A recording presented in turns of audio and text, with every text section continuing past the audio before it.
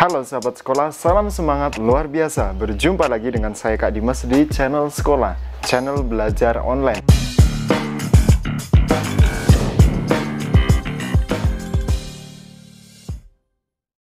Jadi bagi kalian-kalian yang saat ini baru belajar dari rumah, belajar online, daring, sedang mencari materi pelajaran, soal-soal, tips, trik, dan motivasi yang lain, kalian wajib subscribe channel ini. Dan jangan lupa kalian juga aktifkan tombol lonceng agar kalian senantiasa mendapatkan notifikasi terbaru dari setiap video yang diproduksi oleh channel sekolah. Oke sahabat sekolah, hari ini Kak Dimas akan sharing di kelas edukasi, yaitu materi pelajaran kelas 5 SD, tema 2, subtema 3, pembelajaran ke-3.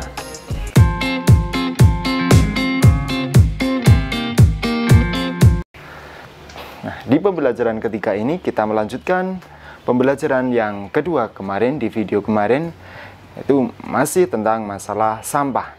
Sahabat sekolah, masalah sampah menjadi masalah yang umum dihadapi masyarakat di kota atau daerah manapun. Berita berikut menyajikan upaya seorang pemimpin daerah untuk mengatasi sampah. Kelurahan Babakan Pasar luncurkan gerakan pungut sampah. Agar masyarakatnya sadar dengan kebersihan lingkungan, terutama masalah sampah, Kelurahan Babakan Pasar mengajak warganya dalam gerakan pungut sampah atau disingkat dengan GPS. Lurah Babakan Pasar Rakib Ahudri menyatakan GPS ini merupakan program pemerintahan kota atau Pemkot Bogor pada tahun 2016. Program ini bertujuan agar kota Bogor terbebas dari sampah, karena masalah sampah merupakan tanggung jawab seluruh masyarakat. Sampah ini bukan hanya tanggung jawab pihak kelurahan atau orang per orang, tapi tanggung jawab bersama kita semua. Jelasnya, Rakib berharap kedepannya warga Babakan Pasar lebih peduli lagi dengan sampah yang selama ini selalu berserakan sehingga wilayah Babakan Pasar terbebas dari sampah. Kalau sampah ini sudah tertata dengan baik, selain indah dipandang, maka warga masyarakat pun akan terhindar dari penyakit, pungkasnya. Nah, sahabat sekolah, setelah membaca teks tadi, berikutnya mari kita jawab pertanyaan-pertanyaan berikut ini. Pertanyaan pertama, di mana lokasi daerah pada berita tersebut? Ada yang tahu jawabannya? Iya, benar sekali. Lokasi daerah pada berita tersebut adalah Kelurahan Babakan Pasar. Oke, kita lanjut ke pertanyaan kedua. Apa masalah yang dihadapi? Nah, apa kira-kira? Ya, masalah yang dihadapi adalah masalah sampah yang berserakan di wilayah Kelurahan Babakan Pasar. Oke, sahabat sekolah, kita lanjut ke pertanyaan nomor 3. Pertanyaan nomor 3, bagaimana penyelesaian yang diambil oleh pemerintah kota tersebut? Nah, penyelesaian yang diambil oleh pemerintah kota adalah mengajak warga dalam gerakan pungut sampah atau GPS. Oke, ke pertanyaan berikutnya, mengapa semua masyarakat bertanggung jawab atas masalah sampah? Jawabannya adalah semua masyarakat bertanggung jawab atas masalah sampah agar kota Bogor terbebas dari sampah. Dan pertanyaan yang terakhir, apa keuntungan jika masalah sampah dapat teratasi dengan baik? Nah, keuntungan jika masalah sampah dapat teratasi dengan baik adalah selain indah dipandang, maka warga masyarakat pun akan terhindar dari penyakit. Oke, gitu ya. Oke, kita lanjutkan. Sahabat sekolah, sampah yang menumpuk dapat mencemari lingkungan dan mengganggu kesehatan organ pernapasan. Nah, tahukah kamu ada orang yang kegiatan sehari-harinya adalah mengumpulkan sampah yang dapat diolah kembali? Iya, betul. Kita biasa menyebutnya dengan pemulung. Para pemulung ini berjuang besar ya, mengumpulkan botol-botol plastik, koran bekas, majalah bekas, dan benda-benda lain yang dapat diolah lagi. Nah, benda-benda itu disetorkan kepada orang-orang yang dapat mengolahnya menjadi benda-benda lain yang berguna. Nah, sahabat, berikut ini beberapa gambar benda hasil daur ulang. Yang pertama, nah ini lucu sekali ya.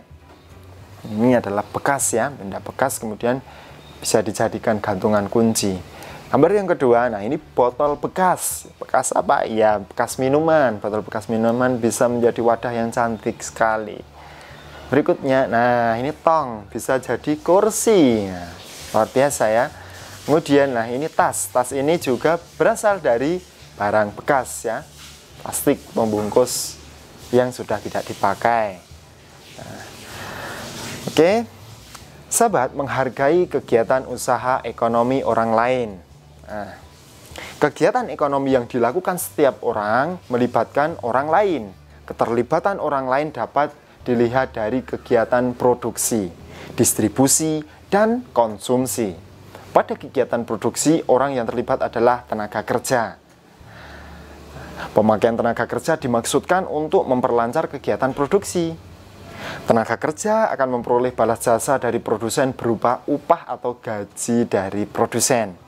Selanjutnya, barang hasil produksi akan disalurkan kepada konsumen atau masyarakat oleh distributor. Ini sudah kalian pelajari ya.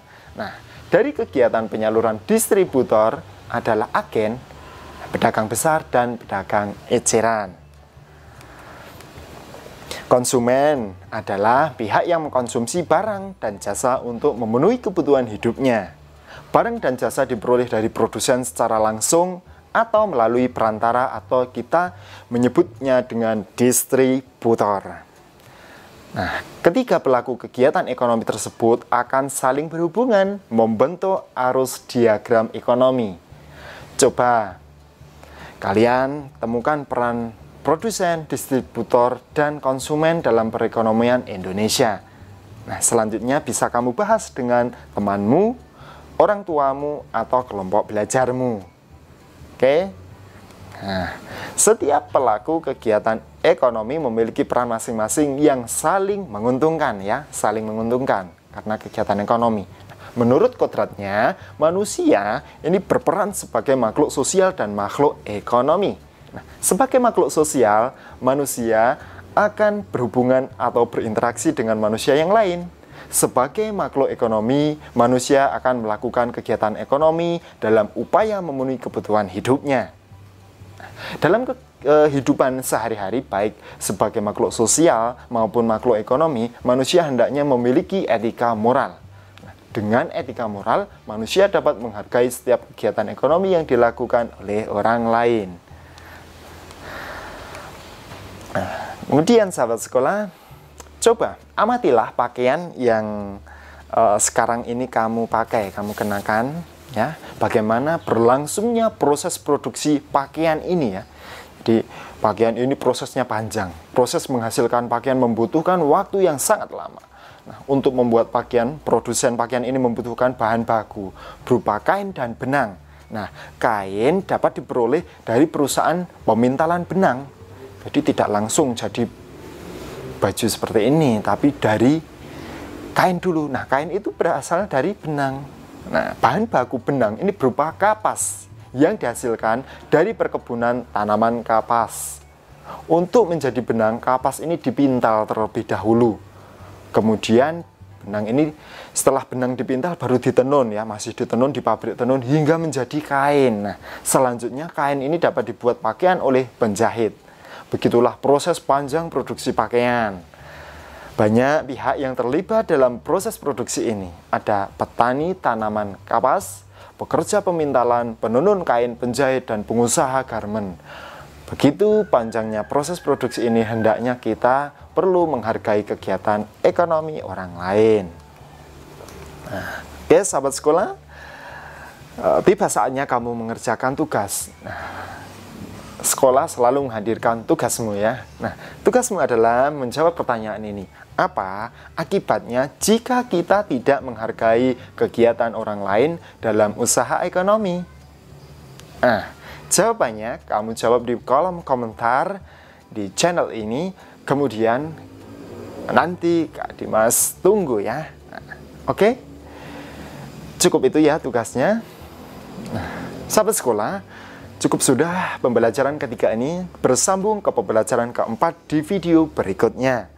Pastikan kalian melihat video secara utuh. Nah, oke. Jika ini bermanfaat, kalian share video ini ke teman-temanmu. Nah, semoga video ini bermanfaat. Dan jangan lupa kalian lihat playlist di channel ini. Pastikan kalian sudah melihat semua dan men-share video ini ke teman-temanmu yang lainnya. Oke, cukup sekian video dari Kak Dimas. Salam semangat luar biasa.